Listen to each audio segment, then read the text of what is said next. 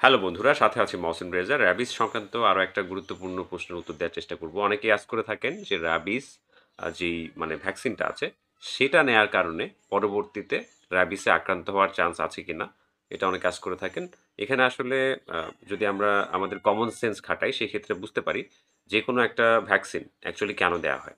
যেমন করোনা ভাইরাসের জন্য যে ভ্যাকসিনটা আমাদেরকে দেওয়া হয়েছে, তো সেটা কিন্তু আমাদের বডিতে এই যে করোনার অ্যাগেনস্টে হচ্ছে একটা ইমিউনিটি ক্রিয়েট করে, বা করোনা যদি আমাদের বডিতে ঢুকে যায় সেই ক্ষেত্রে সেটাকে যেন রিকগনাইজ করতে পারে বা চিনতে পারে, দেন ধ্বংস করতে পারে। সেই বৈশিষ্ট্যগুলোই কিন্তু একটা ভ্যাকসিনের মধ্যে থাকে, ঠিক আছে? তো এখন র্যাবিসের ক্ষেত্রে যেটা হয়, এটা নিষ্ক্রিয় একটা মানে মৃত ভাইরাস ঢুকানো হয়। কেন ঢুকানো হয়?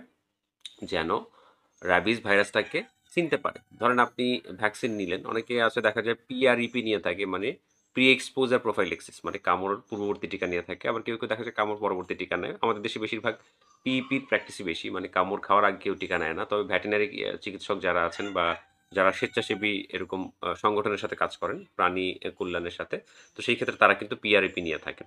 তো পিআরইপি হচ্ছে কামড়ের আগেই টিকাটা নেওয়া হয়। পরবর্তী ৩ মাস কোনো গুরুতর মানে জখম যদি না হয় কোনো কুকুর বিড়াল দ্বারা, সেই ক্ষেত্রে কিন্তু তিনি নিরাপদ থাকতে পারেন। তো এই যে ইয়েটা মানে টিকা নেওয়ার ফলে তার মানে বডিতে হচ্ছে একটা অ্যান্টিবডি হলো, বা হচ্ছে ইমিউনিটির সৃষ্টি হলো। তো এই এই যে রোগ প্রতিরোধ যে ক্ষমতা র্যাবিসের বিরুদ্ধে, এটা আমাদের বডিতে ন্যাচারালি হয় না। এই ভ্যাকসিনের মাধ্যমে এটাকে জাগিয়ে তুলতে হয়।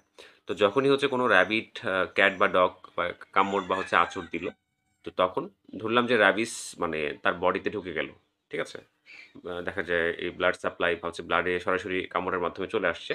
দেন ওই যে ভ্যাকসিন দেয়া আছে, ওই ইমিউনিটিটা বা যেটা হচ্ছে মানে অ্যান্টিবডি, সেটা হচ্ছে আপনার এই যে বাইরে থেকে যে র্যাবিস ভাইরাসটা তার বডিতে ঢুকলো সেটাকে মানে চিনতে সহায়তা করবে এবং ধ্বংস করে ফেলবে। ব্রেন পর্যন্ত যেতে দেবে না।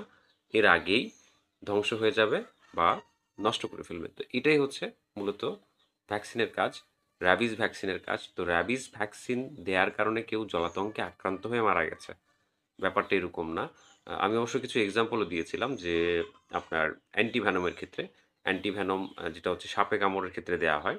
তো এই ক্ষেত্রে হচ্ছে আপনার সাপটা বিষধর কিনা সেটা মানে শনাক্ত করতে হয় চিকিৎসকদের আগে। দেন যদি বিষধর না হয় সেই ক্ষেত্রে কিন্তু অ্যান্টিভেনম দেওয়া হয় না, বা দিলে অনেক ক্ষেত্রে পার্শ্ব প্রতিক্রিয়া হতে পারে। তো র্যাবিসের যে ভ্যাকসিনের ব্যাপারটা সেটা কিন্তু এরকম না। সন্দেহবশত অনেকে দিতে পারেন, বা কেউ কামড় খাওয়ার আগেও বা আঁচড় খাওয়ার আগেও দিতে পারে, ঠিক আছে? এটা নিয়ে কোনো সমস্যা নেই। বা দিলে ওই যে অ্যান্টিভেনমের মতো কোনো অ্যাক্টিভিটিস বা আপনার বডিতে কোনো পার্শ্ব প্রতিক্রিয়া ক্রিয়েট করবে, ব্যাপারটা কিন্তু এরকম না, ঠিক আছে? তো শুধু ভয় পেয়ে লাভ নেই। যদি আপনার সন্দেহ থাকে যে কোনো একটা কুকুর কামড় বা আঁচড় দিয়েছে, ক্যাটেগরি 2 তে পড়েছে, রক্তপাত হয়নি, তারপরেও কিন্তু আপনি ভ্যাকসিন দিতে পারেন, ঠিক আছে? তারপরেও মানে বিস্তারিত পরামর্শের জন্য আপনারা আপনাদের নিকটস্থ চিকিৎসকের পরামর্শ অবশ্যই নেবেন। ধন্যবাদ।